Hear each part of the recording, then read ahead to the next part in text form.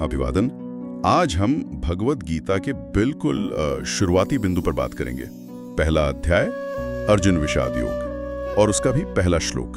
हाँ, वो श्लोक जहाँ से सब शुरू होता है, एक ऐसा संवाद जिसने सदियों से मार्गदर्शन किया है। तो सोचिए जरा, कुरुक्षेत्र का मैदान है जिसे यहाँ धर्म क्षेत्र भी कहा गया है, मतलब धर्म की भूमि। बिल्कुल। और पहला सवाल आता है हस्तिनापुर के राजा धृतराष्ट्र की तरफ से।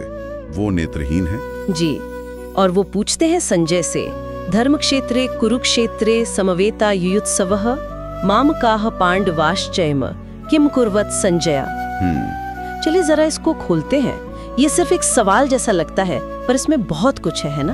हाँ, बहुत कुछ। और ये दिलचस्प है कि पूरी गीता में धृतराष्ट्र बस यही एक श्लोक बोलते हैं, सिर्फ यही। अच्छा, ये तो मैंने सोचा ही नहीं था। हाँ, वो खुद तो है नहीं युद्ध भूमि में, अपनी दृष्टिहीनता की वजह से। सही। उन्हें सारी जानकारी संजय से मिल रही है। संजय जिन्हें व्यास जी ने दिव्य दृष्टि दी थी ताकि वो महल से ही सब देख सकें और बता सकें। बिल्कुल। तो गीता शुरू होती है युद्ध के मैदान से नहीं, बल्कि एक ऐसे व्यक्ति के सवाल से जो दूर है, चिंतित है और शायद मोह में भी फंसा है। ये बात तो है। और उनका सवाल किम कुर्वत, मतलब उन्होंने क्या किया। हाँ, ऊपर से तो लगता है बस जानना चाह रहे हैं कि भाई लड़ने के लिए जो इकट्ठे हुए हैं वो कर क्या रहे हैं। सीधा सा सवाल लगता है। पर क्या ये सिर्फ जिज्ञासा है या इसमें कुछ और भी है? कोई गहरी चिंता, कोई बेचैनी? हाँ, शायद एक दबी हुई उम्मीद भी कि लड़ाई शुरू ही ना हो सकता है। उनकी चिंता और जैसा आपने कहा अनकही आशा दोनों झलकती हैं इस किम कुर्वत में। बिल्कुल। युद्ध तो होना ही था, ये वो जानते थे, पर मन में कहीं खैर इससे भी ज्यादा जो बात सामने आती है वो है अगली पंक्ति, मामका पांडवाश्चैव। हाँ, मेरे पुत्र और पांडु के पुत्र। ये विभाजन देखिए, सीधा बंटवारा कर दिया। मामका यानी मेरे। इस एक शब्द में ही कितना वजन है। धृतराष्ट्र का गहरा अपनापन, उनका पक्षपात, सब कुछ साफ है इसमें। यही तो जड़ थी पूरे संघर्ष की, ये अपना पराया का भाव। हाँ, कौरव उनके अपने बेटे थे, पांडव भतीजे।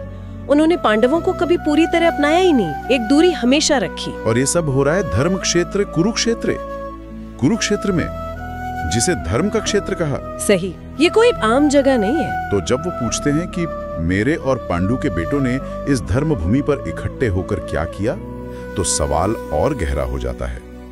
यहाँ धर्म का क्या मतलब हुआ फिर? देखिए, धर्म क्षेत्र कहने से ये लड़ाई सिर्फ एक पारिवारिक झगड़ा या जमीन की लड़ाई नहीं रह जाती। अच्छा? धर्म यहाँ सिर्फ पूजा पाठ वाला धर्म नहीं है।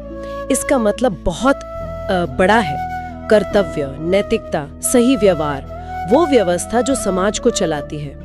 तो कुरुक्षेत्र को धर्म क्षेत्र कहकर एक तरह से व्यास जी बता रहे हैं कि ये लड़ाई असल में धर्म और अधर्म के बीच की है, एक निर्णायक लड़ाई। और धृतराष्ट्र का वो मामकाह कहना, उनका पक्षपात, वो अधर्म के पक्ष जैसा लगता है फिर। हाँ, ऐसा लगता तो है।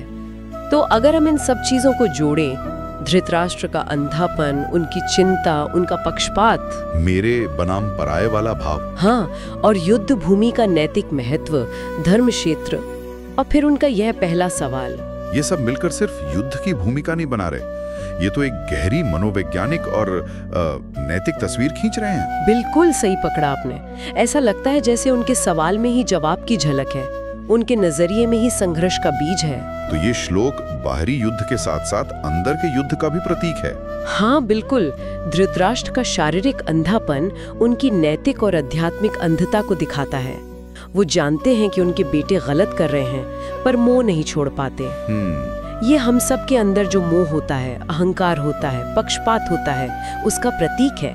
यही चीजें तो हमें सही गलत देखने से रोकती हैं, धर्म के रास्ते से भटकाती हैं। तो हमारी अपनी जिंदगी भी एक कुरुक्षेत्र है जहाँ ये अंदरूनी लड़ाई चलती रहती है। हाँ, एक तरह से तो है ही। सही गलत, कर्तव्य और मोह, इनके बीच द्वंद्व तो चलता ही रहता है। तो संक्षेप में कहें तो गीता का ये पहला श्लोक सिर्फ एक सवाल पूछ के कहानी शुरू नहीं करता। नहीं, बिल्कुल नहीं। ये धृतराष्ट्र के चरित्र को खोलता है, उनका पक्षपात, चिंता, मोह। ये युद्ध को धर्म क्षेत्र कहकर उसके नैतिक स्तर को ऊंचा करता है। सही। और सबसे अहम, ये हमें अपने अंदर झांकने पर मजबूर करता है। हमारे अपने संघर्षों की तरफ इशारा करता है। और यहीं से एक विचार आता है सोचने के लिए, क्या हम अपने जीवन की जो मुश्किलें हैं, जो संघर्ष हैं, उन्हें अपने आंतरिक कुरुक्षेत्र की तरह देख सकते हैं?